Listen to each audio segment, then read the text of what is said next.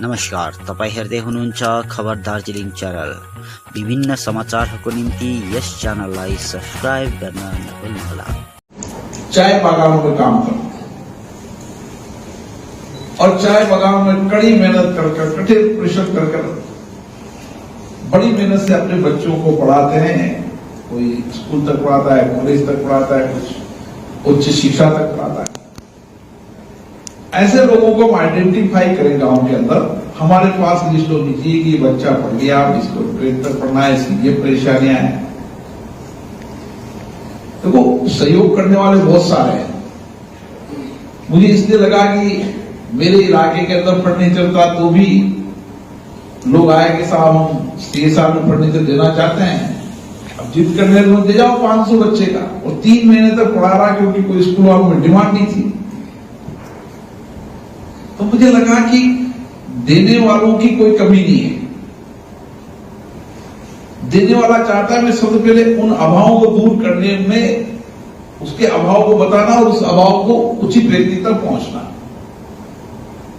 तो अगर हमने एजुकेशन सिस्टम को ठीक कर दिया, और मुझे पहाड़ में लगा कि लोगों की नौजवान बहुत मेहनती, कड़ी मेहनत करने वाला है, जुनून है उसके अंदर, केवल उसको आपको जोड़ना है। आपकी कनेक्टिविटी से, हमारे से कनेक्टिविटी, और फिर हम गांव के अंदर परिवर्तन करेंगे। आज नहीं तो कल 5 साल लगेंगे, 10 साल लगेंगे, लेकिन उस गांव के अंदर परिवर्तन होगा ही होगा। आप निश्चित मानो को रोक नहीं सकते। पढ़ने वाला बच्चा हो, स्कूल का हो, कॉलेज का हो, उसकी ट्रैकिंग होना चाहिए कि बच्चा कॉलेज में आ गया तो उसकी प्लेसमेंट क्या होना चाहिए, नौकरी की क्या क्या संसाधन होने चाहिए, कहां कहां नौकरी मिल सकती। जहां भी नौकरी के प्लेसमेंट की आवश्यकता हो, वो बच्चे 2 बच्चे ट्रेंड रहे कि ये यहां पर प्लेसमेंट एजेंसियों से, अन्य लोगों से, स्किल डेवलपमेंट वालों से, लेबर डिपार्टमेंट वालों से, और जितने भी। अब एक समस्या आती है, कई लोगों को मानव संसाधन की आवश्यकता पड़ती है, उनके पास बेहतर मानव संसाधन नहीं होते। कई मानव संसाधन होते हैं तो उनको पता नहीं होता कहां जाना है। तो दोनों को केवल जमाना है।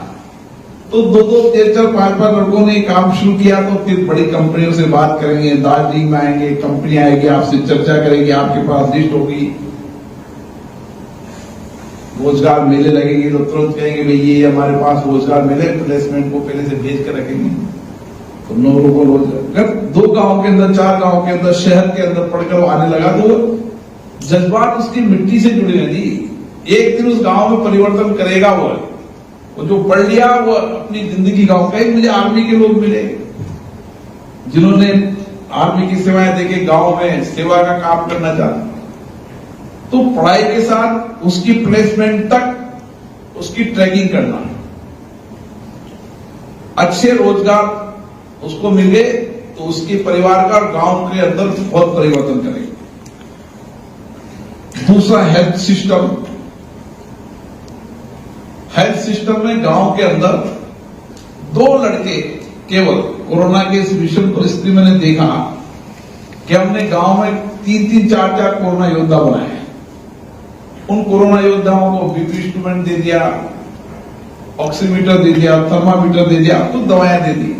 और मैंने कहा गांव के अंदर, गांव के लोगों को उस समय पता नहीं था, सांसें फूल लिए तो वो ऑक्सीमीटर तो था ही नहीं, तो कहां नापता हुआ ऑक्सीमीटर नहीं थे। हमने गांव में 2-2 ऑक्सीमीटर दिया करते, उसको नापो जैसे ऑक्सीजन कम हो रही तो हर पंचायत में एम्बुलेंस, उसको तुरंत हॉस्पिटल लेके जाओ या ऑक्सीजन उससे उपलब्ध कराओ।